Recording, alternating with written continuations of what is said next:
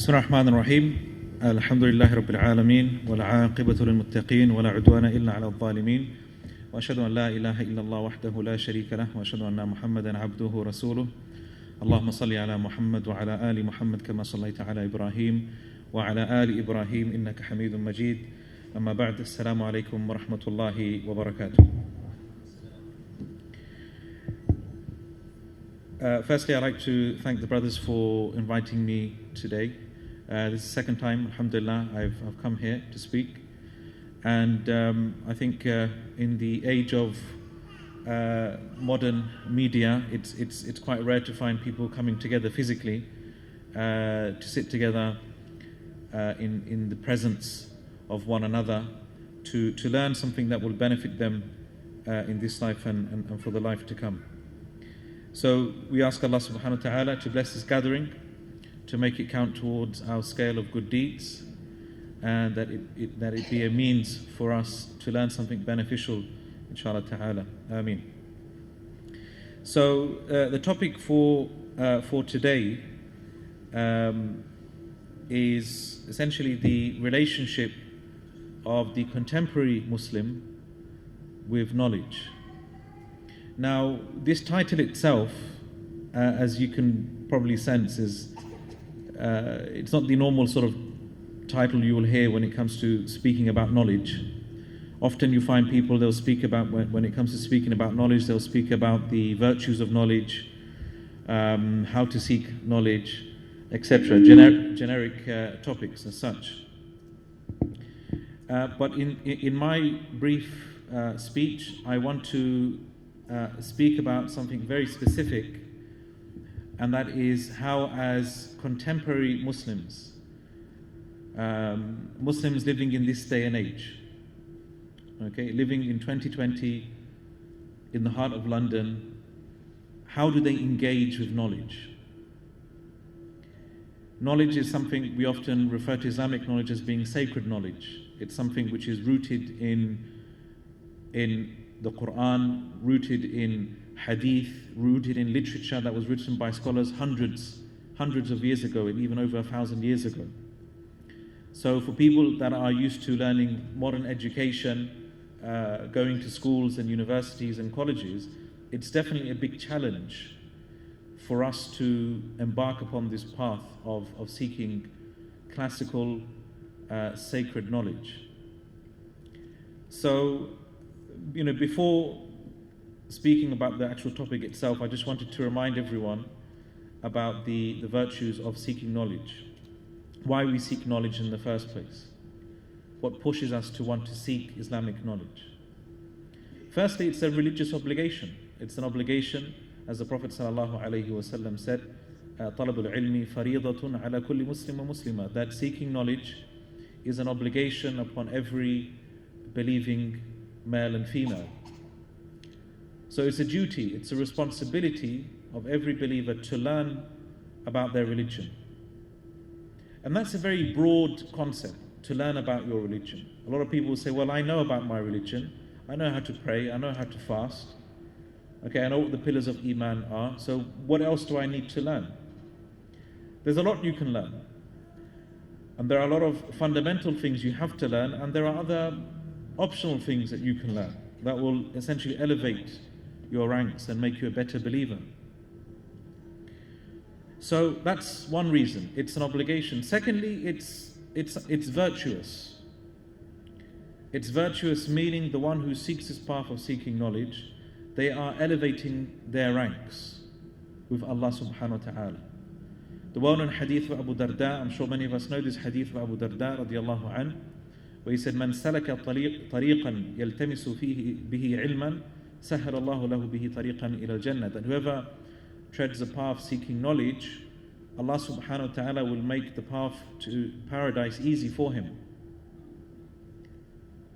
So whoever treads the path of knowledge, whoever seeks this path of knowledge, and it's interesting how the Prophet ﷺ pictured it as though a person is treading a path. Man salaka tariqan, whoever treads a path. Now a path is an indication of a journey. It's a journey. And with journeys, as you know, you have a destination, you take provisions with you, you have a goal to reach. And that's how it is. When it comes to seeking knowledge, it's a journey. It's a journey of life. You have obstacles in your way. Sometimes you get tired, you need to rest, you need to take provisions with you. And so this is the analogy that the Prophet ﷺ struck. So whoever treads this path of seeking knowledge, Allah will make the path to paradise easy for him. And the reason being is because seeking knowledge, seeking this sacred knowledge, knowledge from the Quran, knowledge of the words of Allah subhanahu wa ta'ala, knowledge of the life of the Prophet sallallahu alaihi wasallam and his words, opens the doors to paradise for you. It draws you closer to Allah subhanahu wa ta'ala. It sheds light upon the reality of this worldly life. So you become more aware and more cognizant of the things that take you away from Allah and the afterlife. We are surrounded by distractions, we are surrounded by things that can take you away from Allah, that can take you away from the religion. And so the believer therefore needs to equip himself with knowledge that will protect him from becoming misguided, from falling into the traps of the devil. And so for this reason, the one who treads this path of seeking knowledge, he is essentially easing his way to paradise. Thirdly, it is only the people of knowledge that truly know who Allah subhanahu wa ta'ala is, and it is only the people of knowledge that truly have a sense of reverence and fear of Allah. As Allah subhanahu wa ta'ala says in the Quran, إِنَّمَا يَخْشَى اللَّهَ مِنْ عِبَادِهِ الْعُلَمَاءِ. It is only the people of knowledge that truly have khashya, that truly have awe of Allah subhanahu wa ta'ala. When we were young, we were taught to believe in Allah. We were taught to believe, and we were taught not to ask any detailed questions about Allah subhanahu wa ta'ala. We didn't know much about Allah. And that's the reality for most Muslims today. If you were to ask them, describe to me, who is Allah? Ask yourself this question now to yourself, a rhetorical question. Who is Allah? Could you sit someone down and explain to them who Allah subhanahu wa ta'ala is? Other than saying He's the one who created us. Do you have any experience in terms of your relationship with Allah subhanahu wa ta'ala that you can relate to others? So it's only through knowledge, it's only through reading His words, reading His book, reading how the Prophet ﷺ described Allah, that we can increase in our knowledge of Allah and therefore have khashya and awe of Him. Knowledge itself as well is something which will benefit you in this life and after you pass away. We know the famous hadith as well, where the Prophet ﷺ said, إِذَا مَاتَ الْإِنسَانِ انْقَطَعَ عَنْهُ عَمَلُهُ انْقَطَعَ عَمَلُهُ إِلَّا مِنْ ثَلَاثٍ. That when a person dies, all of his deeds are cut off from him. Meaning when you die, your good deeds stop, except for three. صَدَقَةٌ جَارِيَةٌ, a continuous charity, recurring charity, like if you give money to a masjid, for example, or you fund a madrasa of some sort, and that madrasa continues to teach and benefit people, then you will continue to get rewarded even when you are in your grave. أو علم ينتفع به, or knowledge that is benefited from. So if you teach someone, for example, if you teach someone to recite Surah Al-Fatiha,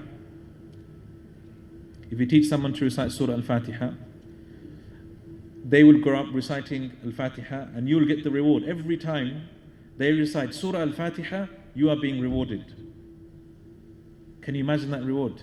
Okay? The Prophet ﷺ said, الدال على الخير كفاعله. The one who guides someone to something good gets the reward of that. So if you guide someone and teach them Surah Al-Fatiha, every time they recite it, you get some of that reward. And that's why it was always the case that people were always very eager to be people that taught people how to recite Surah Al-Fatiha. Okay, so if you are a parent, okay, you should, the parents should be fighting with one another as to who teaches their child Surah Al-Fatiha. Because imagine the immense reward that they will get. And not only that, when your child grows up and your child teaches Surah Al-Fatiha to their children, imagine you're getting all of that reward. You're getting that ajr.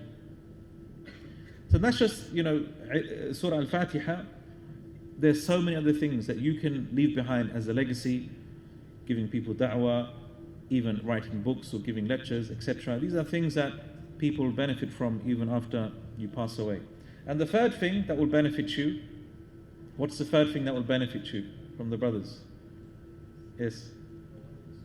No, good. A righteous child. وَلَدٌ صَالِحٌ يَدْعُ لَهُ. A righteous child that will make dua for you. A righteous child that will make dua for you. That child will benefit you. Which teaches us something very important, by the way, about the Muslim's perspective of why they have children. Often many people have children because it's just the natural sort of consequence of getting married. Okay, you grow up, okay, what's there to do when you grow up? You get married, you have children. It's just a natural consequence. We don't think beyond. We don't have lofty goals. So the believer should think, okay, I want to have children because I want Allah to be worshipped upon this earth. I want the name of Allah to be praised upon this earth. This is a noble goal, a lofty aspiration to have. And there are so many other, benefits of knowledge that we can speak about, but that wasn't really the purpose of my lecture. This was just a brief introduction, and maybe just to encourage ourselves to maybe rethink about our relationship with knowledge itself. And one maybe final benefit that I want to mention is that knowledge itself is one of the delights of this worldly life. And the thing is, with delights, people have different types of enjoyment in life. And as Al-Hasan al-Basri, he said that, لولا العلم, if it wasn't for knowledge, people would be like animals. People would be like animals. But the reality is, people are like animals in this day and age. Okay? The thing that differentiates us from animals is our intellect, is our aql, is our knowledge. But some people behave like animals. And what do animals do? What's a characteristic of animals? What do they do? What drives them? Food drives them. Staying alive drives them. To procreate and to have children. That's what drives them. That's what pushes them. It's bestial. These are bestial characteristics, instincts of man. But knowledge sets you apart. It elevates you. It elevates you above the level of being essentially a behemoth, of being an animal. And it's for this reason, if you look to the descriptions of paradise, Allah subhanahu wa ta'ala talks about the descriptions of or the enjoyments in paradise on different levels. Okay, different levels. So Allah, when He speaks about paradise, He speaks about the wine of paradise, the rivers of paradise, the clothes of paradise, your partners in paradise, palaces in paradise. And these are things that different people will relate to. People of different levels, they will relate to. The Muslim who has never drunk alcohol in his life probably will maybe struggle to relate to the fact that Allah talks about khamr in the Quran as being a pleasure. وَخَمْرُ لَذَّةٍ لِلشَّارِبِينَ, delicious wine to drink. But maybe for the sinful Muslim who maybe drank it, or maybe for the non-Muslim who drank it, he can relate to this. He can relate to this. A person who, for example, who grew up in a concrete village like we live in today, a concrete city, probably doesn't relate much with trees and rivers. We don't really see it. It doesn't really mean much to us. But for a person who, for example, who lived in an area where water was very scarce and rivers and streams were the epitome of life and cultivation and happiness, that means a lot to them. So Allah subhanahu wa ta'ala in the Quran and even in the Hadith, when we hear about the description of paradise, we have to understand that this religion came to cater for the desires and for the needs of all different types of people, of all different levels. But what you will find, and this is something which is agreed upon by all scholars, that when it comes to the delights of paradise, the greatest delight of paradise is not the food, it's not the drink, It's not the trees, it's not the sensual pleasures that you enjoy. But the greatest delight in paradise is to see Allah. Is to see Allah subhanahu wa ta'ala. That's the greatest delight. Now for a lot of people, again, they will find that hard to relate to. Why? Because of the fact that, number one, that's not something we have experienced in this life. It's not something we have experienced in this life. You cannot see Allah subhanahu wa ta'ala in this life. Yet, interestingly, the Prophet ﷺ described it as being the greatest na'im, the greatest pleasure is to see Allah in the afterlife. This delight in paradise, it reflects the level of those who will receive the highest reward. Again, this delight, the delight of seeing Allah subhanahu wa ta'ala, it reflects the level of those who will attain this reward. Just think about that point. Okay? Who out of all of mankind appreciates this reward the most? Those who have knowledge of Allah.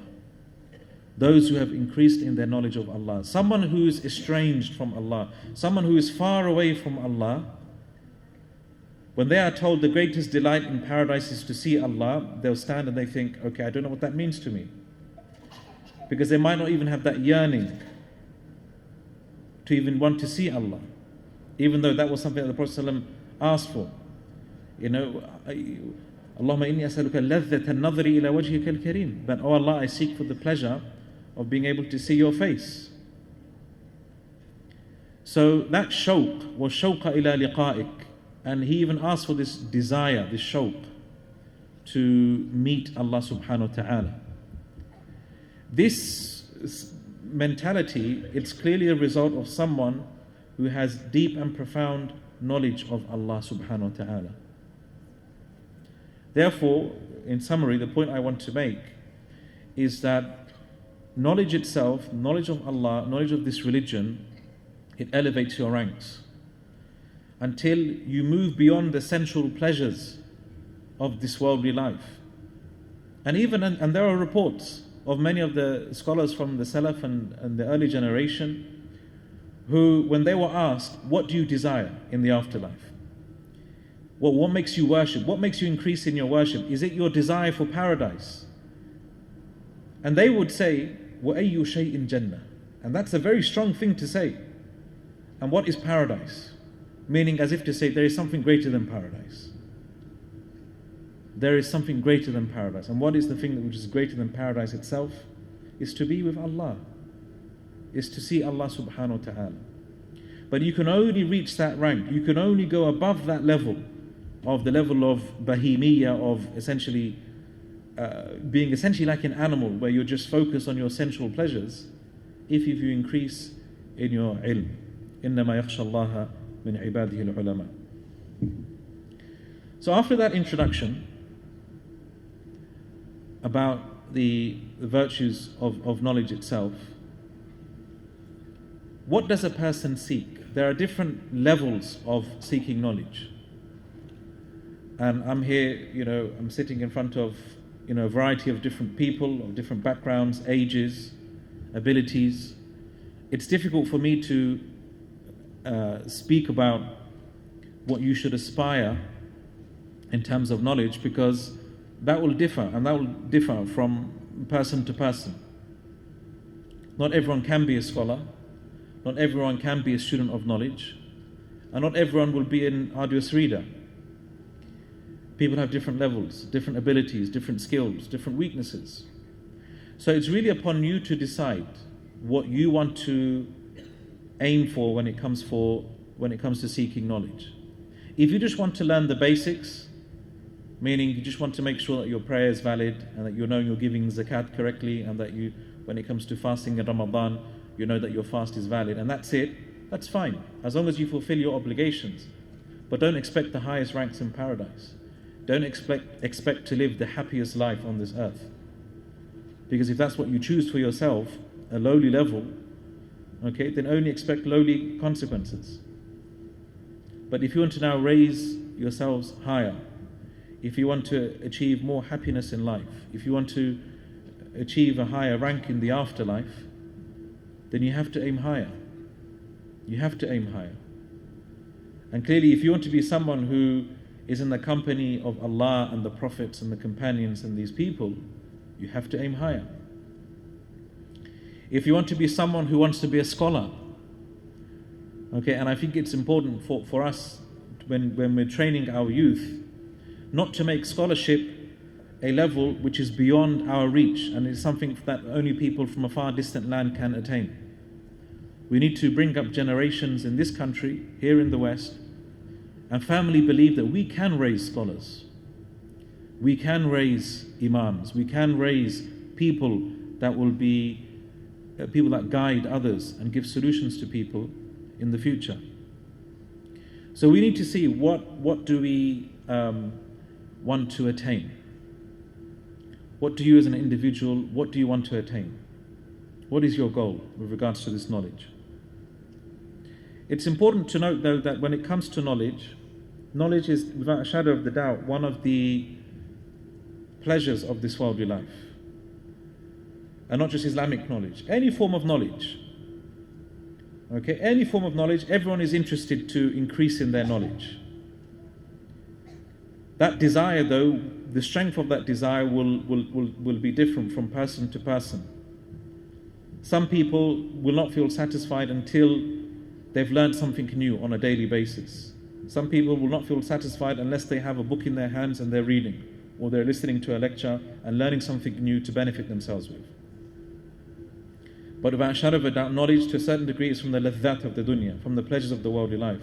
That's why Sahal ibn Sa'ad al-Tustari, he said, العلم أحد اللذات الدنيا فإذا عمل به صار للآخرة. That knowledge is one of the delights of this worldly life. It's one of the delights of the worldly life. فإذا عمل به صار للآخرة. And so once it's acted upon, it essentially becomes for the afterlife. It becomes for the afterlife.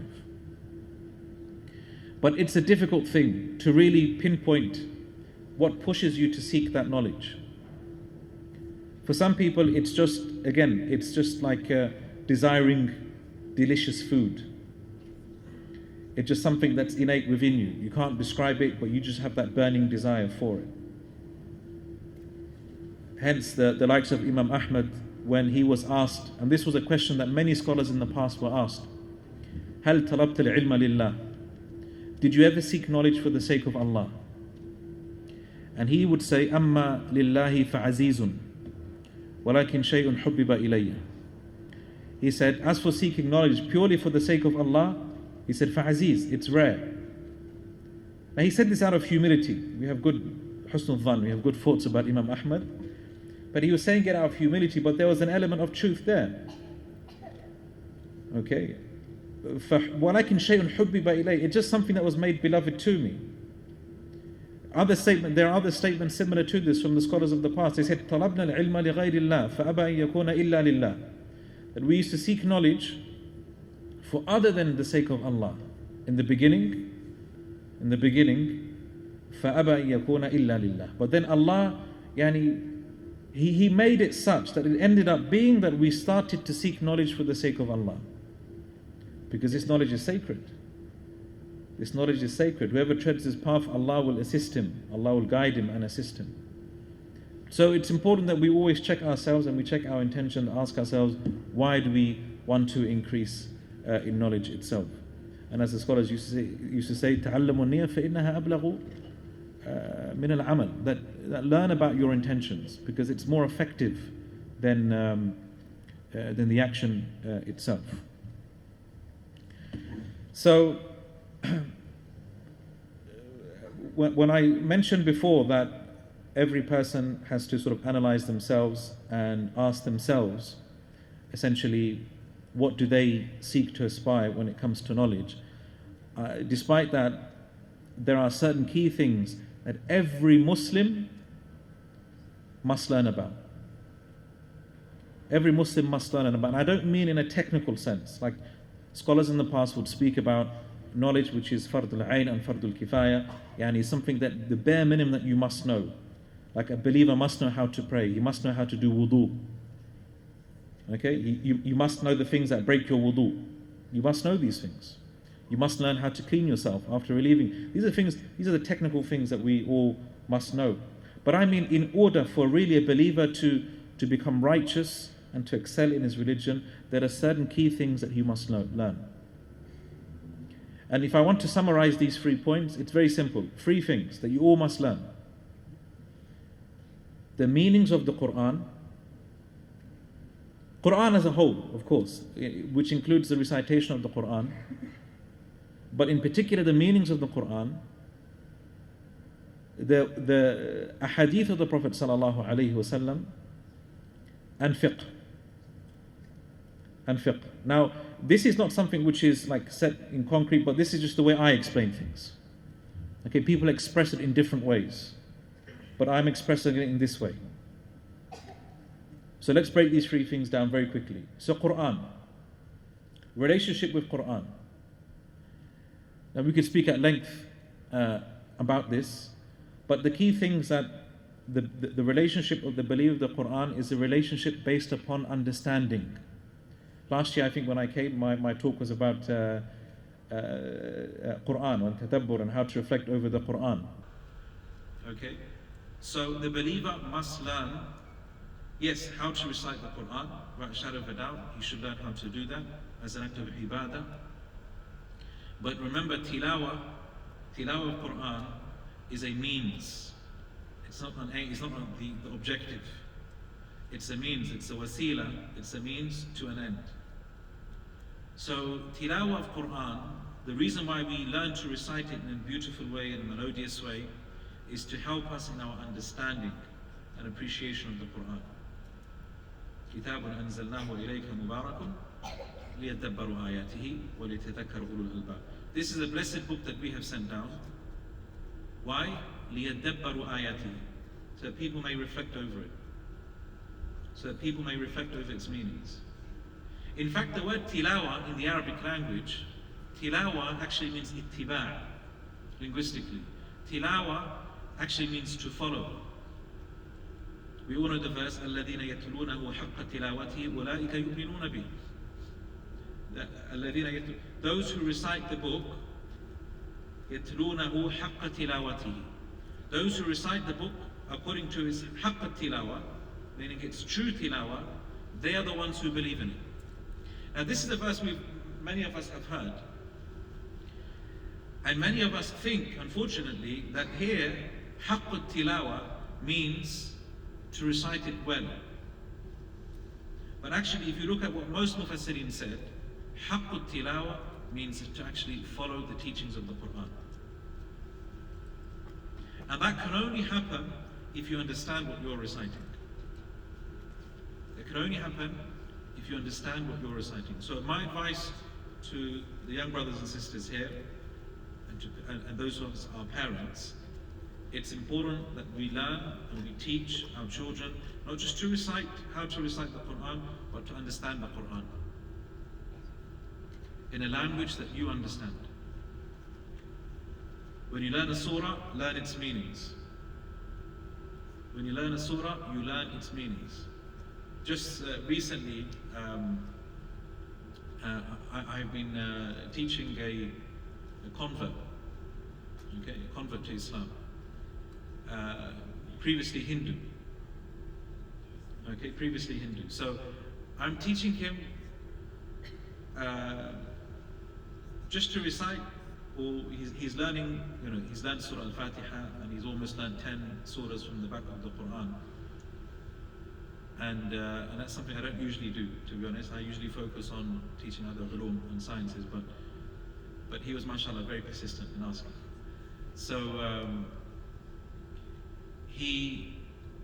whenever he would learn a surah, whether it's been Surah Tabbat Yada Abi Lahabi wa Tab, the surah all the children here, I'm sure, have all learned. He would learn it with the translation. He would learn it with the meaning. And subhanAllah, he would raise questions, like a simple thing, like, questions that many of our children won't ask. Why this surah? Why do we recite the surah about Abu Lahab? Do we even know who Abu Lahab is? Yet we recite about him, Tabbat yada Abi Lahab wa tab. Perished be the hands of Abu Lahab, and may he himself be perished. We probably recited it hundreds of times, but we don't know who Abu Lahab is. And why is it so important that Allah subhanahu wa ta'ala revealed a whole surah about Abu Lahab, a whole surah about Abu Lahab, and we recite it in our prayers almost on a daily basis. Okay, and we don't understand. This is why Allah didn't reveal the Quran for this reason. And as Ibn Abbas radiallahu anhu, when he said, how did you attain all of this knowledge? What did he say? بِلِسَانٍ سَؤُولٍ وَبِقَلْبٍ عَقُولٍ. I attained this knowledge by asking questions. By asking questions and by a retentive heart. Meaning, whatever knowledge I gain, I try to preserve it. Okay, so it's important that when you learn and when you engage with the Quran, don't treat the book, the Quran, like leisure reading, like we do with Facebook, Twitter, Instagram. What do? We go on Facebook, we just scroll. We're not looking for anything, we're just scrolling. We're not thinking, okay, what can I learn that was really going to help me today? Okay, we don't do that. Okay, so we shouldn't be, that's what we do with social media, but that's what we do with the Quran, sadly. We just pick it up and read it. And our minds are blank. And we often wonder why. Why is it that we find ourselves falling asleep when we read the Quran? Astaghfirullah. It happens, right? Because our minds are not engaged. Our minds are not engaged. If your mind's not engaged, okay, if your mind's not engaged, you will naturally be lethargic. Okay, you will naturally be lethargic. You'll get tired. Okay. So, increasing your relationship with the Quran by reading the Quran in a language that you understand. So every home should have a translation of the Quran. Every child, when you give them a Quran, a mushaf, give them a translation. Make it special to them. Write their names on it, saying this is a gift for you. Read it. Read it with them. When they learn a surah, teach them the meanings of that surah. Discuss it amongst yourselves. Okay? So that's one level. The other thing that you should focus on is learning about the life of the Prophet ﷺ, learning about basic hadith of the Prophet ﷺ. So a basic biography of the Prophet ﷺ. A basic biography about the life of the Prophet ﷺ. Every Muslim should know the basic life story of the greatest man who walked upon this earth. Sallallahu alayhi wasallam. Read a basic biography. There are a number of biographies written for children and for adults. For children, for example, I would encourage you to read The Life of the Prophet ﷺ by Abu Hassan al-Nadwi. It's been published in English, which is aimed for children. Okay, maybe as a parent you can read them, like a chapter or two every so often.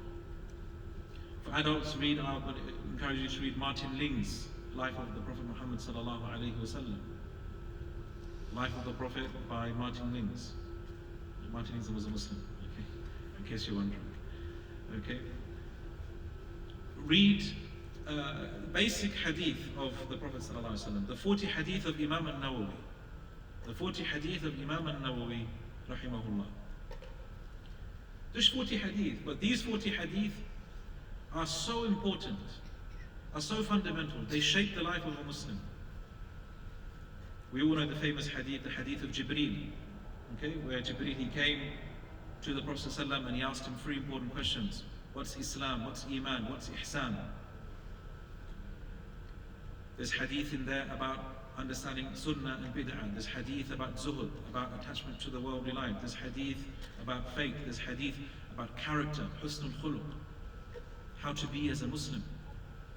These hadith we should learn, okay, we should teach, we should make it a part of our day-to-day lives.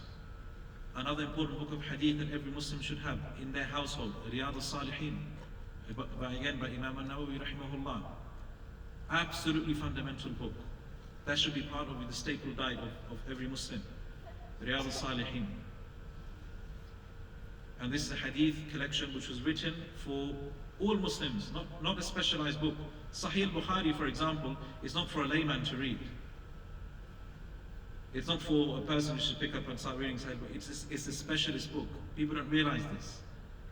It's a specialist book. Sahih al-Bukhari is written for scholars. The Riyadh al-Salihin is written for lay people. It's written for everyone. It talks about ikhlas, sincerity, fearing Allah, paradise, good character, bad character, the things which are haram that you should avoid on a day-to-day basis, etc. That is something that every believer should study and read. And thirdly, the third thing, what did I say? So Quran, Hadith, and the third thing I said was fiqh. Okay, fiqh. Fiqh, basically, it's to do with the do's and the don'ts. The do's and the don'ts in terms of starting off from prayer, tahara, purification, what types of water you can use, what types of water you can't use. How do you do wudu? What breaks your wudu? How do you do tayammum? When can you do tayammum? Okay, can you wipe over your footwear? What are the conditions for it? Menstruation. Okay, what do you do when on your monthly period, etc. Salah, how do you pray? What are the things that are absolute conditions in the prayer? What are the arkan? What are the obligations? What are the recommended actions? What are the disliked actions? What are the prohibited actions that nullify your prayer? What do you do if you make a mistake in prayer? If you add something, if you forget something, if you're doubtful of something? These are things we all need to learn. They all need to learn. Zakat as well. What type of wealth do you pay zakat on? Do you pay zakat on your car, for example? Do you pay zakat on your jewelry? Do you pay zakat on your income? What do you pay zakat on? How much do you pay zakat? What's the rate of zakat? Okay, and there are things in zakat that probably won't be applicable to us, like agricultural produce and livestock. Okay, but these are things we need to learn about. Okay, so a basic text in fiqh. A basic text in fiqh you want to learn from beginning to end. Aim for that. Okay, a basic text. Alhamdulillah, by the grace of Allah, we in the online institution that I set up last year, we've almost finished teaching a complete manual in fiqh. Manhaj al-Salikin, and by the way, the second part of that will be published soon, inshallah. We've almost finished teaching a complete manual in fiqh. We've done all of the ibadat. We've learned mu'amalat, buying and selling, the rules of buying and selling, marriage, divorce, inheritance. Okay, and these are things that every believer must learn. They should strive to learn. And by the way, people might ask, what about Aqidah? I didn't mention Aqidah. Aqidah is mentioned in Quran. The Quran, we have to remember this, brothers and sisters. The usul, the foundations of all of our knowledge is in the Quran itself. This is really important to understand this. Often people want to study Aqidah, fiqh, usul al-tafsir, all of these usul, all of these sciences and disciplines, but they don't study Quran. Think about this, ask yourself this question. How many people teach the Quran? Meaning actually teach the word, the meanings? Not many. How many masajid do you go to where they sit down explaining a surah from beginning to end? The whole Quran from beginning to end. Not many people do that. But that's something that we need to revive in our communities. So these are the three areas that every believer should aim for. Okay? Every believer should aim for. So the Quran, okay, and a lot of people usually ask, in terms of translation, and there are a number of translations available. Okay, a number of translations available for you to choose from. But what I would encourage is for you to have more than one translation. To have more than one translation. The reason being is when you compare different translations, it gives you different perspectives and different insights as to what the verse can potentially mean. Okay, so you have good translations like Sahih International Translation, the translation by Professor Abdul Halim, and also a relatively new translation by Mustafa Khattab. It's also a very good translation of the Quran. and a good tafsir of the Quran in English. There's not many, unfortunately, but one translation, I think, if you have, that's enough. It's called Tafsir Ishraq al-Ma'ani. Tafsir Ishraq al-Ma'ani by Sayyid Iqbal Zahir, which is in 14 volumes, but it is hard to get a hold of. Okay, published by Iqra Publications, Bangalore in India. But if you can get it, alhamdulillah. If not, then something like Ibn Kathir is your next best really option. Even then, that's just a translation of the summary of the tafsir itself. And I've spoken about hadith, okay? The biography of the life of the Prophet ﷺ, hadith, 40 hadith of Imam Nawawi, Riyadh al-Salihin, life of the Prophet ﷺ, and fiqh, for example, a beginning to end book, cover a text from beginning to end. Something like Manhaj al-Salikin is very good. Okay, you can purchase that. The first part we published last year. You can get that on Amazon.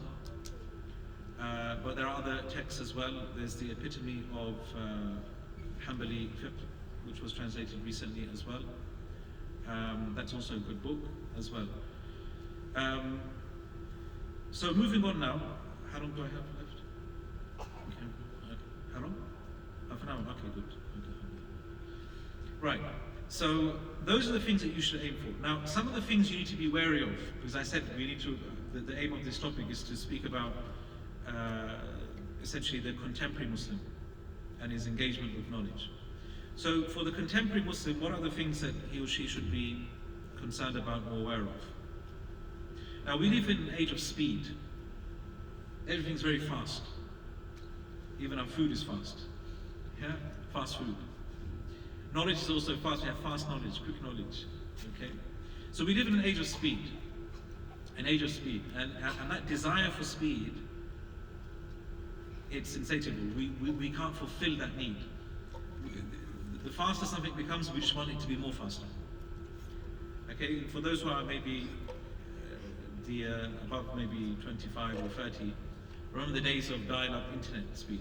Yeah? Dial-up, so you connect the line to the phone and you're just waiting to hear that tone on the dial, and then you get speeds of, I don't know, less than a megabyte a second. Okay?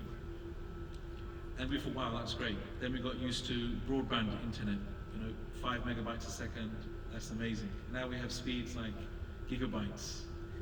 Okay, even that's not fast enough for us. We want more, we want to be faster. So speed is something that desire for speed, it is something which has affected not just our physical lives, but our intellectual lives as well. And so there is a desire for information. And you want that information at a faster speed. I remember seeing a couple of years ago in a bookshop, there was a book, or a couple of books, there was a series of books, like Learn This Knowledge in 24 Hours. So one of them was Learn Arabic in 24 Hours. I mean, that's sort of more of a joke. Learn Arabic in 24 hours. It's ridiculous, okay? It's ridiculous, not just the fact that a person has written a book like that, but the fact that there is a market for that. The fact that this is what we want to attain. We want knowledge, and we want it now, very quickly. Okay? As a result, this is what we look for. We look for quick knowledge, intensive courses, for example. And I'm not saying intensive courses are wrong. Okay, I'm not saying it's, but if that becomes the standard and the asl and the sort of default way of learning, it's a problem. It's the saying of the scholars, "Man rama al-ilma jumlatan, dhahaba jumlatan." Whoever seeks knowledge in one go, it will leave in one go. Okay, so for those of you who've been to universities and colleges, and I'm sure you've tried to cram in information before your exam, the night before, what happens after the exam? It's gone, it's wiped out of our memory. And sometimes we want it to be wiped out of our memories because of the hardship it caused us. So you seek knowledge in one go, you will lose it in one go. And that's why Allah subhanahu wa ta'ala, when He revealed the Quran, He didn't reveal it in one go. He didn't reveal it in one go. وَقُرْآنًا فَرَقَنَاهُ. Allah subhanahu wa ta'ala said, this Quran, فَرَقَنَاهُ لِتَقْرَأَهُ. That this Quran, we revealed it to you in parts. عَلَى النَّاسِ عَلَى مُكْثٍ. So we revealed it to you in parts, in stages, relative times. وَنَزَّلْنَاهُ تَنزِيلًا. And we revealed it in stages. That's how Allah revealed the Quran over 23 years. So the Muslim is therefore someone who has sabr. He has patience. He tries to learn knowledge bit by bit on a gradual basis. So that's one important thing. Be wary of speed. Don't try and cram information and knowledge. That's why I strongly believe, one of the things that when I grew up learning Islam and practicing Islam, one thing that we always had was a weekly halaqah, a weekly circle. That we will go to a place, a masjid, somebody's house, and we will go physically sit down and learn. This habit is dying out. It really is. It's dying out, sadly. And I'm speaking to you all. I encourage you all, as organizers, as attendees, make the effort to either establish a weekly halaqah or attend a weekly circle. It will keep you connected. It will keep you connected to the deen. It will keep you connected to knowledge.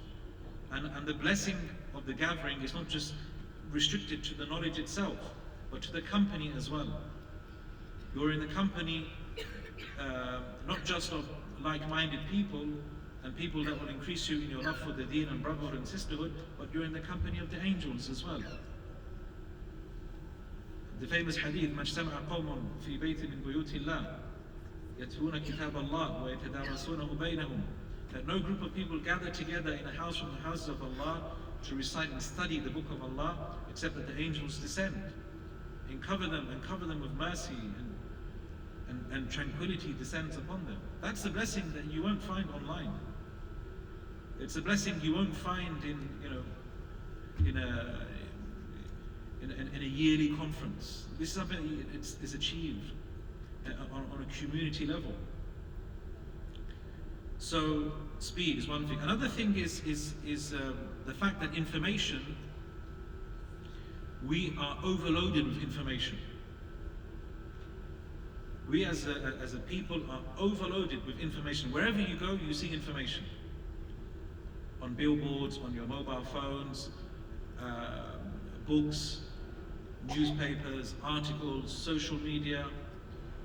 There's so much information out there that we don't know where to begin.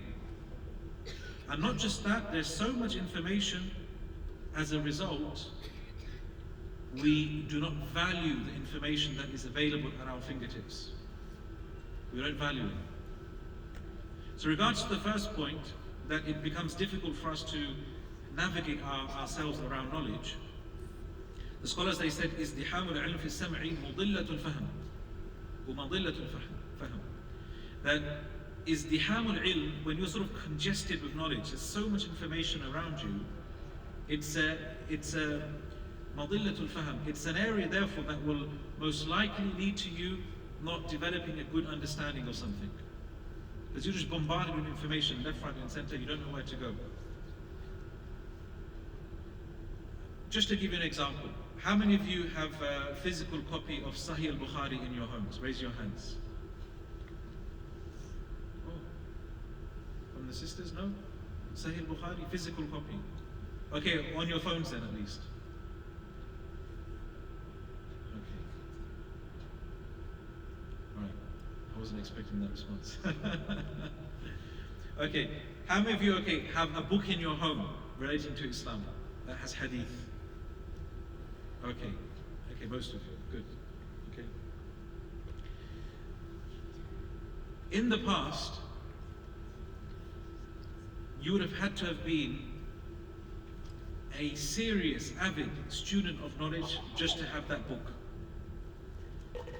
Why? There was no printing press. There was no printing press in the past. The only way you would have a book in your home with hadith in it is if you went to a scholar and wrote down those hadith with your own hand. And do you know how much you would value them? How would you value that? Imagine you had a collection of hadith that you wrote down, and this is what people do now. They collect manuscripts of scholars because it's so valuable. Okay, it's pride. I know people that travel around the world just to get a handwritten copy of a particular manuscript of a book, even though it's already been printed and published like thousands of times. So this plethora of information that we have has made us undervalue knowledge. When I first went to Egypt in 2003,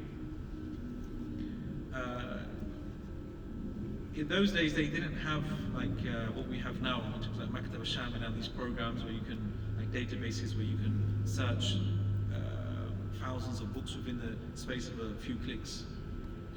But what they used to have, there was a masjid that we would go to, and they would have DVDs or CDs of lessons, MP3 lessons of scholars, where they would explain any book you could think of, Sahih Bukhari, Ibn Kathir, in Arabic grammar, Aqidah, Tafsir, and our eyes just lit up, okay?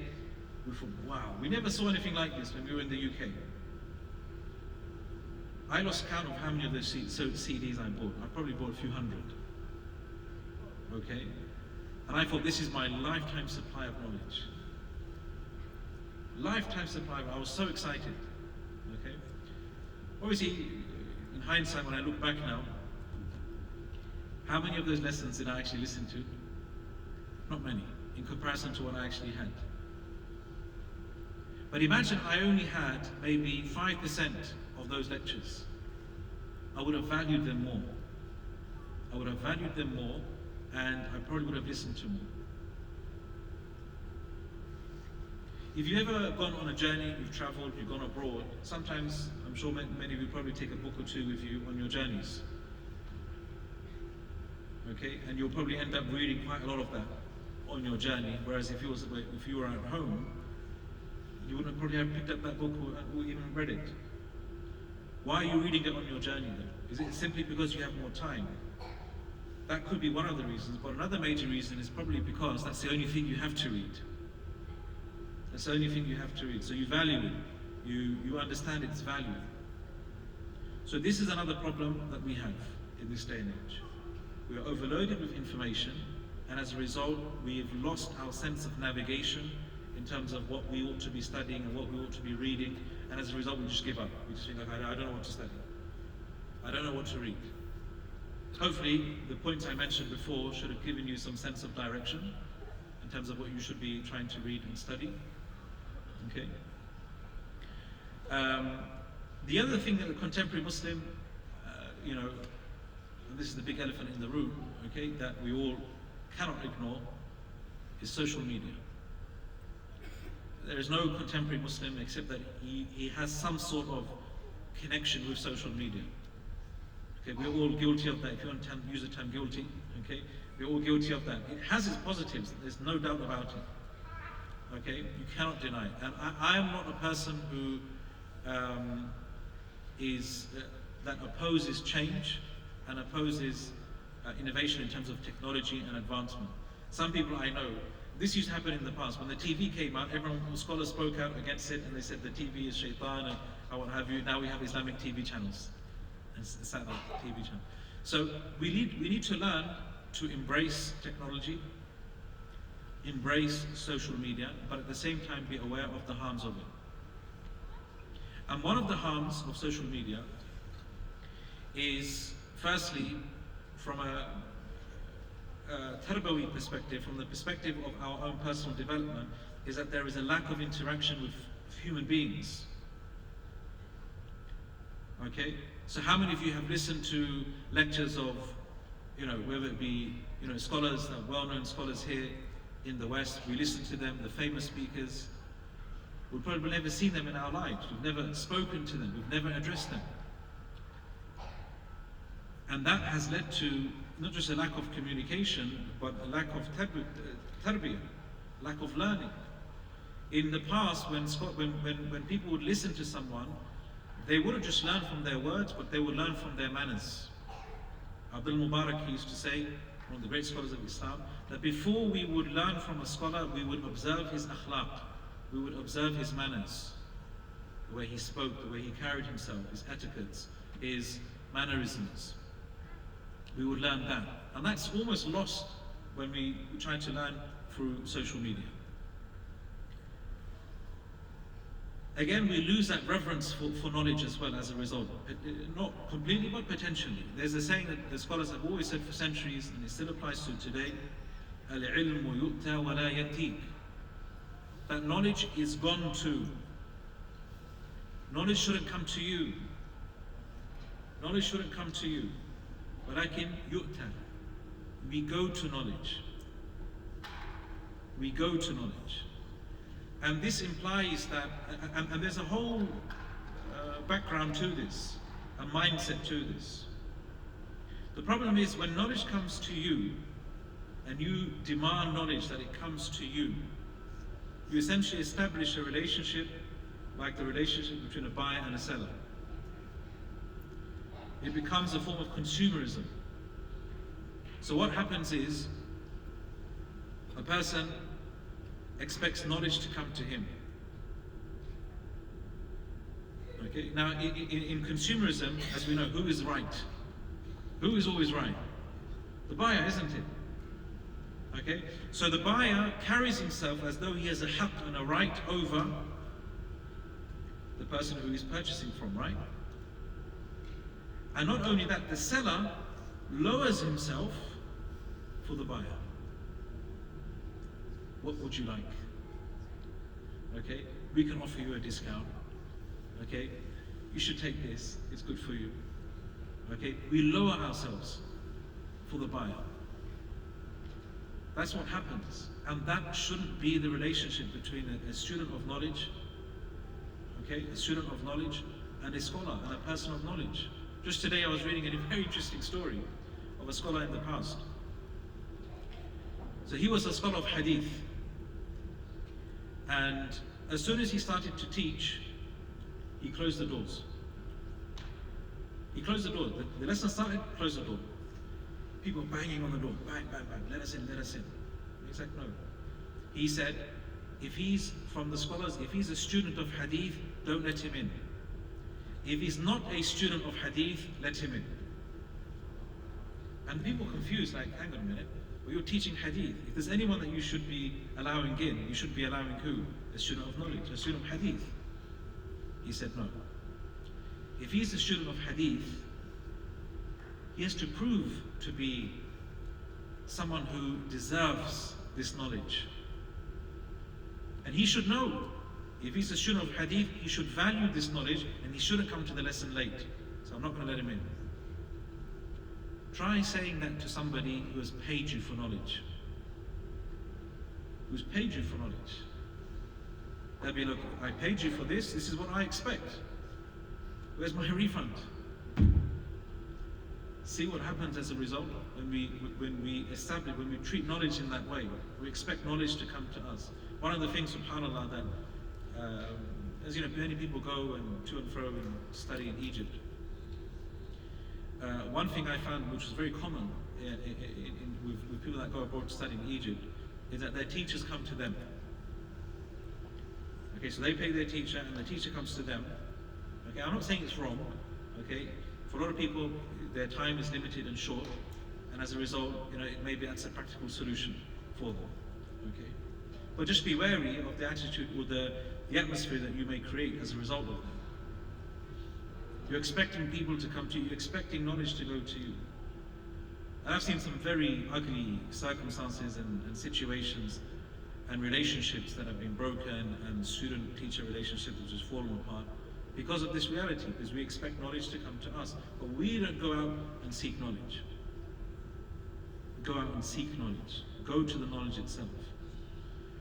So that's one of the pitfalls of knowledge, of social media, is that firstly, as I said, it cuts us off from human interaction with people of knowledge. Secondly, we find it very easy to we undervalue knowledge, and we think, you know, I can just click a button and the knowledge will come to me. Okay, the knowledge will come to me.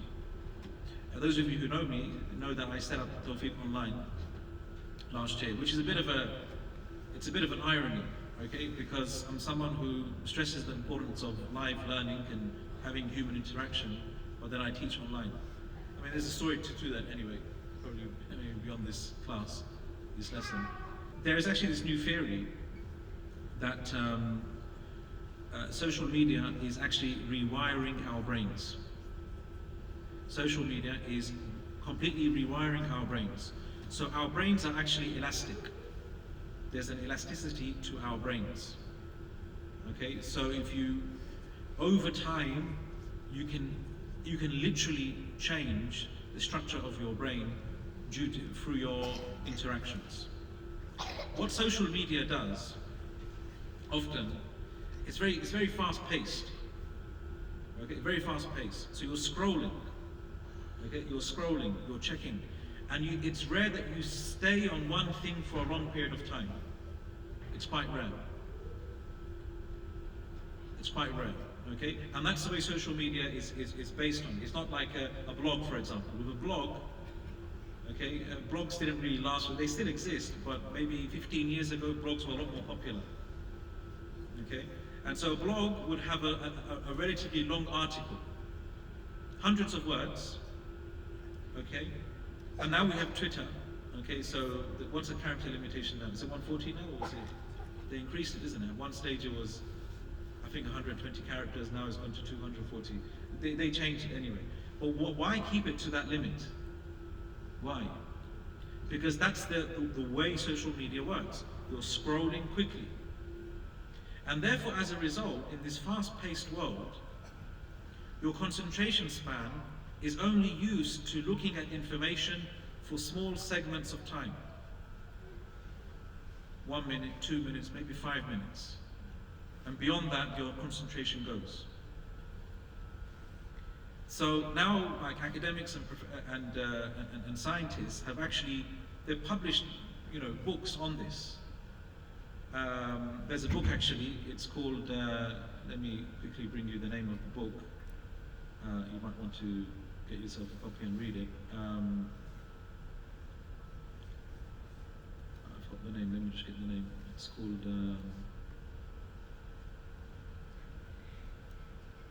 it's called Irresistible. Is it this one?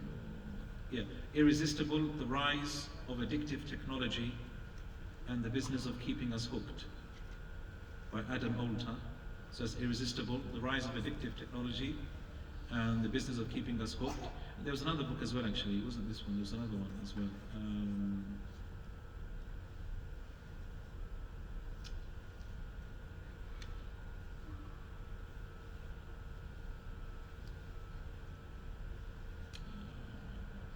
Okay, no, but that was one of the books anyhow.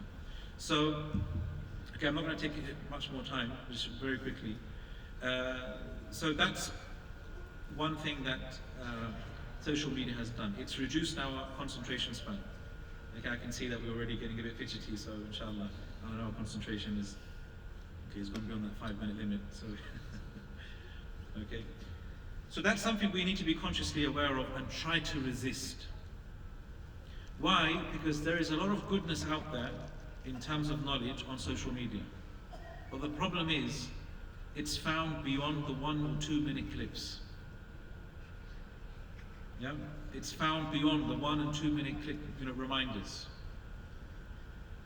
So there are a series of lectures, like for example, one really beneficial series is Yasir Qadhi's Life of the Prophet Sallallahu Alaihi Wasallam. That's in 100 lectures. Yeah? In 100 lectures, you can go through the life of the Prophet Sallallahu Alaihi Wasallam. But it's 100 lectures. Okay, now you have this thing you can go on YouTube, like speed up, make it double speed. I'm guilty of that, I have to admit. Okay, I'm guilty of it. Right? You can speed up even that, subhanAllah. But you need to be able to try and resist this, what social media is doing to our brains. Sit yourself in front of a book or a screen and try and learn something beneficial beyond the short and punchy reminder. Yes, we're in need of reminders, no doubt about that.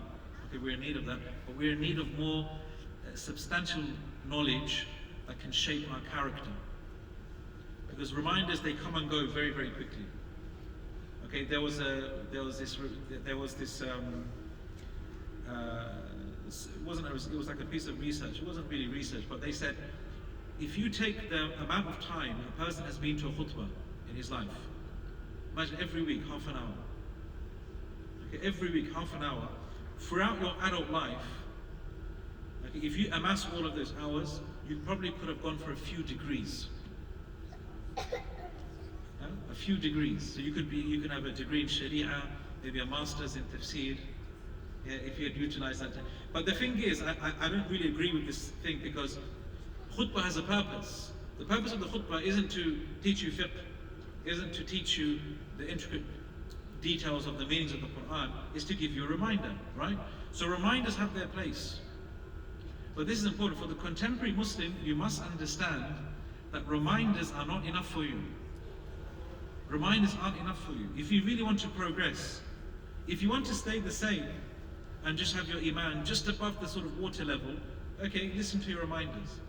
But if you want to aim high, okay, if you want to be of those who truly want to meet Allah subhanahu wa ta'ala and have that experience to be the best experience in your existence, you need to aim higher. You need to aim higher. And finally, really, one of the dangers of what social media is doing, it's turning the sacred path of learning knowledge into a form of entertainment. That's something you have to be careful about. Okay, people have coined a new phrase called edutainment. So they've merged entertainment and education together. So edutainment. So the idea is to teach people via entertainment. Now that's really problematic. Now there was a really, really important book. Okay, whether you're a person who reads books or not, but if you are, Neil Postman's book, wrote a very important book, Amusing Ourselves to Death. Okay, and he was a professor of communication arts and sciences. He passed away not that long ago, 2003 actually, passed away. So he wrote a really important book on essentially what TV, because obviously he was a professor in like the 70s and the 80s. He wrote a book on how TV was reshaping not just entertainment, but it was reshaping our education, our politics, and our religion. And he saw this as a problem. Now he said that in the age of TV. I mean, I just always wonder. Imagine he was alive today, okay, and he will be. I mean, he's probably, you know, as they say, turning over in his grave. Okay, what would he do if he was a result of if he saw what is happening today? So he said the following, and I'll just quickly mention some excerpts from his book. He said, all public discourse increasingly takes the form of entertainment. Our politics, religion, news, athletics, education, and commerce have been transformed into congenial adjuncts of show business, largely without protest or even much popular notice. The result is that we are on the verge of amusing ourselves to death. And then when he spoke about television, he said the following: for on television, discourse is conducted largely through visual imagery, lights, pictures, graphics. Okay, now it's very hard. Now, you know, for people who are in Islamic, that use modern means of communication and are involved in Islamic da'wah work, they really have their work cut out for them. Okay, just to have a basic sort of lecture, the person is sitting in front of a camera, beginning and end, and that's it. For most people, that's too boring. Okay, it needs to have the background music, the ahs and the ahat, okay, and the nasheeds and the oohs and the ahs, okay, and the lights and the graphics and the flashing imagery and what have you, and that's when our eyes light up. Okay, And so this is what TV has done, right? So he said, for on television, discourse is conducted largely through visual imagery. As the influence of print wanes, the influence of books, it wanes, it's becoming very weak. The content of politics, religion, and education, anything else that comprises public business, must change and be recast in terms that are most suitable to television. That's what's happening now. So we are, because the power of the internet and social media and TV, well, not really TV now, it's more social media, everything now is being geared, all types of information is being geared towards social media. Okay? The Queen, the Prime Minister, they're now using social media to address the masses. Boris Johnson has a and it's really organized as well. I mean, if you see his social media page and the filming and the professionalism involved in his social media account, it's really interesting. It's something that maybe, I don't know if you follow Boris Johnson, but if you want to, but it's something worth looking into. You know, even universities now. Universities have social media accounts. Okay, social media. Now imagine the day comes, okay, where your lecture is streamed on Facebook Live. That's almost what we're coming to. I mean, now people are giving is this being streamed on Facebook Live? No, it's not. Okay, that's not a problem. Okay, it's not a problem. But this is what can happen is, I mean, look what he says here. He said, look, the first is that on television, okay, we can maybe write that and say social media. Religion, like everything else, is presented quite simply and without apology as entertainment. He's saying this. Neil Postman, he was a Christian, by the way, and like a practicing Christian. Everything that makes religion an historic, profound, and sacred human activity is stripped away. There is no ritual, no dogma, no tradition, no theology, and above all, no sense of spiritual transcendence. You know that feeling that we used to get when we used to attend? A scholar would come and he would sit at his feet and you would feel that awe and that haiba. It's gone, out of the window. On these shows, the preacher is tops. God comes out as second banana. God is no longer the focus. Allah is no longer the focus. It's the preacher. We've created this celebrity culture now. People have spoken about this over the last 10 years now. You've probably heard of the phrase, the celebrity sheikhs and the celebrity speakers. It revolves around them. It revolves around personalities. And what they're calling to, it becomes secondary. So when people want to go to an event, I want to go to an event because so-and-so is going to be there. What's he going to speak about? I don't know. What did you learn from him? I don't know. But I just went to see the so-and-so. Now I have to be careful here because I don't want to discourage, because for some people this is their lifeline to the religion. It really is. So I'm not in a position to say, stop listening to people. No, listen. Whatever khair, whatever goodness someone is speaking about, this khair is good in it, listen. Okay? Listen, benefit. Okay? I'm not saying stop listening to, close your Facebook account, stop following Instagram, and just stop all of that, and then you'll have nothing. No, still benefit, but understand there's so much more. There is so much more for you to learn. I think I've gone on long enough, and perhaps there are words there that have been of benefit to you, inshallah ta'ala. We implore and ask Allah subhanahu wa ta'ala that He makes us of those who truly become of those who tread this path of seeking knowledge, become better as a result, come closer to Allah subhanahu wa ta'ala, and more ajr, more reward, and be amongst the highest companions in the afterlife.